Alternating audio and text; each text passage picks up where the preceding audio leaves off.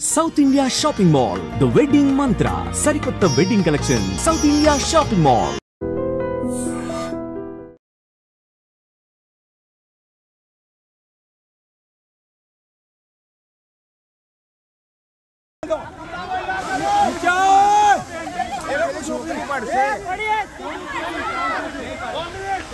नहीं पड़ा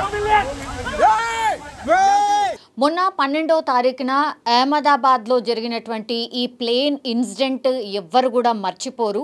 ఎందుకంటే అతి పెద్ద ఇన్సిడెంట్ ఇది. ఎందుకంటే అందులో ప్రయాణిస్తున్నటువంటి 242 మందిలో అంటే క్రూ కావచ్చు, అందులో ఉన్నటువంటి ప్యాసింజర్స్ కావచ్చు, అందరూ కూడా ఫస్ట్ ఏమేం చేశారంటే అందరూ కూడా చనిపోయి ఉంటారు అని. కానీ ఒకే ఒక్కడు మృత్యుంజయుడుగా బయటికి నడుచుకుంటూ వచ్చిండు, సీట్ నెంబర్ 11A. ఆయన ఒక్కైనా తప్పించి పూర్తిగా ఆ బోయింగ్ విమానం, ఎయిర్ ఇండియాకి సంబంధించిన బోయింగ్ విమానం 787 పూర్తిగా బీజే మెడికల్ కాలేజ్ మీద కుప్పకూలడం, పడిపోవడం అయితే జరిగింది.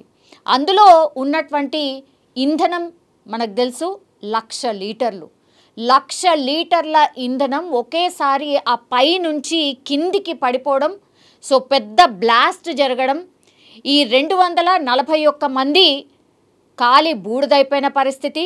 అట్లాగే ఈ బీజే మెడికల్ కాలేజ్ మీద ఈ విమానం పడింది కాబట్టి అప్పుడు లంచ్ టైం, ఎందుకంటే 1:42 ప్రాంతంలో ఈ ఇన్సిడెంట్ జరిగింది.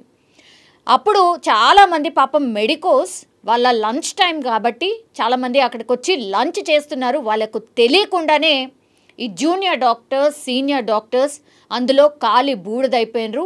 35 or 36 మంది అని ఒక లెక్క. సో దీన్ని బట్టి అంటే 30 సెకండ్లు టేకాఫ్ అయిన 30 సెకండ్లోనే అక్కడే ఈ ఎయిర్పోర్ట్కి, అహ్మదాబాద్ ఎయిర్పోర్ట్కి ఆనుకొని ఉన్నటువంటి ఈ బీజే మెడికల్ కాలేజ్కి సంబంధించిన స్టూడెంట్స్ పాపం వాళ్ళకి ఏమీ తెలియదు అన్నట్టు అనుకోకుండా ఈ విమానం వచ్చి వాళ్ళ మీద పడిపోవడం. ఆ తర్వాత ఇది బిల్డింగ్ మంచి కాంక్రీట్ బిల్డింగ్, అది ఎవరు కూడా ఎక్స్పెక్ట్ చేయరు ఇట్లాంటిది ఏదో వచ్చి మన మీద పడిపోతుంది. అసలు నాకు తెలిసైతే అసలు ఏం పడింది అనేది కూడా కొద్ది క్షణాల వరకు వాళ్ళకి అర్థం కూడా కాలేదచ్చు. ఒక్కసారి మంటలు చెలరేగడం, అది 5 స్టోర్డ్ బిల్డింగ్. సో ఒక్కసారిగా మంటలు చెలరేగడంతో చాలామంది కూడా ఇంకా ఆ మెడికోస్ ఆ కాలేజ్లో అండ్ అట్లాగే వాళ్ళ హాస్టల్ రూమ్స్లో వాళ్ళు అక్కడ ఉన్నారు.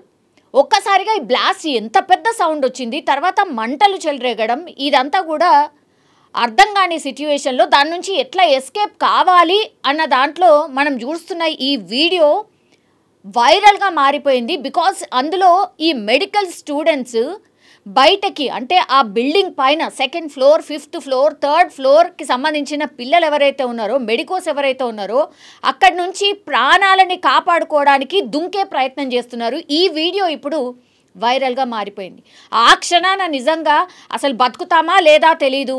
ఆ 5 ఫ్లోర్డ్ ఆర్ 3 ఫ్లోర్డ్ 2 ఫ్లోర్డ్ పైనుంచి దూకితే ఏమైపోతామో తెలీదు, ప్రాణాలు ఉంటాయా తెలీదు, పోతాయా తెలీదు. కానీ అప్పుడున్నటువంటి ప్యానిక్ సిచ్యువేషన్లో ఇది తప్పించి ఇంకా ఏం తోచదు ఎవరికైనా. ఒకవైపు ఏమో పూర్తి స్థాయిలో మంటలు అట్లా స్ప్రెడ్ అవుతూ వాళ్ళు ఉన్నటువంటి రూమ్ దాకా వచ్చేస్తున్నాయి. కొంతమంది దూకాలా వద్దా, అసలు ఇక్కడ ఉంటేనేమో ప్రాణాలు పోయేలాగా ఉన్నాయని వాళ్ళకి అర్థమవుతుంది. ఎందుకంటే మంటలు వ్యాపిస్తూ వస్తున్నాయి. అంత 1,00,000 లీటర్ల ఇంధనం మండిపోతుంటే డెఫినెట్లీ ఆ ఇంధనంతో ఒక్కొక్క రూమ్ అట్లా అంటుకుంటూ చాలా మట్టికి ఆ హాఫ్ ఆఫ్ ద బిల్డింగ్ని అట్లా ఆక్యుపై చేస్తూ వచ్చింది. ఎందుకంటే రెస్క్యూ టీం రావడానికి కొద్దిగా టైం పడుతుంది కదా. సో బ్లాస్ట్ జరిగినప్పుడు ఈ పిల్లలు ఎవరైతే ఉండనో వాళ్ళు కాపాడుకోవడానికి ఏమీ అర్థం కాకుండా వాళ్ళ రూమ్లో ఉన్నటువంటి కర్టెన్సో, బెడ్షీట్సో వాటిని అటాచ్ చేసి కిందికి అట్లీస్ట్ ఒక 2 ఫ్లోర్స్ వరకైనా ఆ బెడ్షీట్ పట్టుకొని కిందికి దిగచ్చు. ఆ తర్వాత దూకినా దూకొచ్చు. ఇక కాలో చెయ్యో ఇంకేమవుతుందో, ఇరుగుతుందో, పోతామో ఉంటామో తెలియదు.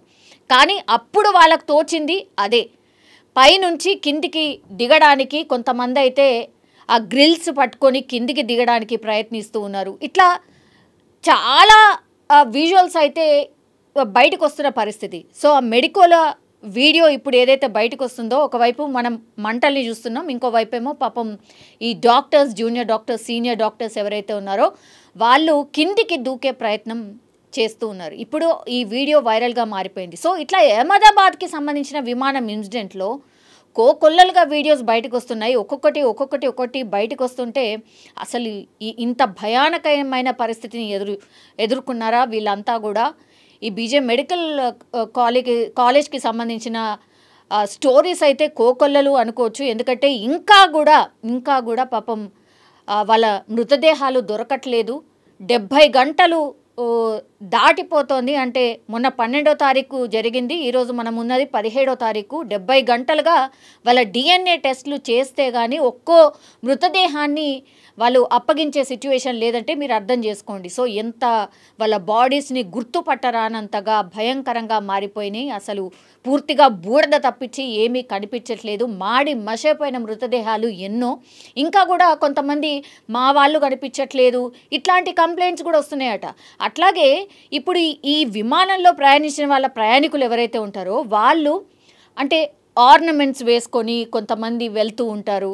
ఒక ప్యాసింజర్ అయితే 4 నుంచి 5 తులాల బంగారం ఆమె ఒంటి పైన ఉండనంట. సో వాళ్ళు వచ్చి మరి మా పర్సన్ ఎవరైతే ఉండనో ఆమె 4 నుంచి 5 తులాల బంగారం ఉంది ఆమె ఒంటి పైన ఏంటి అని అన్నప్పుడు పోలీస్ వాళ్ళు నిజంగానే నిజాయితీగా వాళ్ళ ఫ్యామిలీ మెంబర్స్ కూడా హ్యాట్స్ ఆఫ్ చెప్పిండ్రు. ఎందుకంటే వాళ్ళు ఫైండ్ అవుట్ చేసిరట ఆ గోల్డ్ ఎక్కడైతే పాపం ఆమె మృతదేహం అయితే పూర్తిగా కాలి బూడిదైపోయింది, అక్కడ మాత్రము ఆమె బంగారం ఆమె బిలాంగింగ్స్ ఏవైతే ఉండనో మీరు చెప్పిన ఆనవాళ్ళు ఇగో ఇక్కడ దొరికినాయని వాళ్ళకి తీసుకొచ్చి అప్పచెప్పిరట.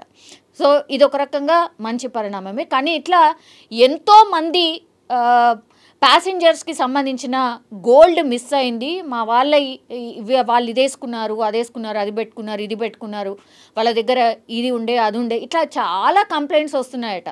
అవి ఏం రికవర్ అవుతాయో ఏంటో తెలియదు. కానీ ఫస్ట్ అయితే వాళ్ళని ఎవరైతే కోల్పోయినరో వాళ్ళ మృతదేహాల్ని DNA టెస్ట్ చేస్తే కనీసం ఇంకా అఫ్కోర్స్ వాళ్ళ బాడీకి సంబంధించి ఏది అయితే మిగలలేదు, పూర్తిగా కాలి బూడిదైపోయింది. కాబట్టి కనీసం ఆ దగ్గరలో ఉన్నటువంటి ఆ బూడిద ఏదైతే ఉంటుందో అదైనా ఇవ్వండి. కనీసం మా వాళ్ళని ఏదో టచ్ చేసిన ఫీలింగో లేకపోతే మా వాళ్ళది ఏదో అంత్యక్రియలు ప్రాపర్గా చేసిన ఫీలింగో మాకు కలుగుతుంది అని అక్కడ పాపం చాలామంది వాళ్ళ బంధువులు రోధిస్తున్నటువంటి పరిస్థితి. సో ఇట్లాంటి కోకొల్లలుగా స్టోరీస్ బయటకు వస్తున్నాయి.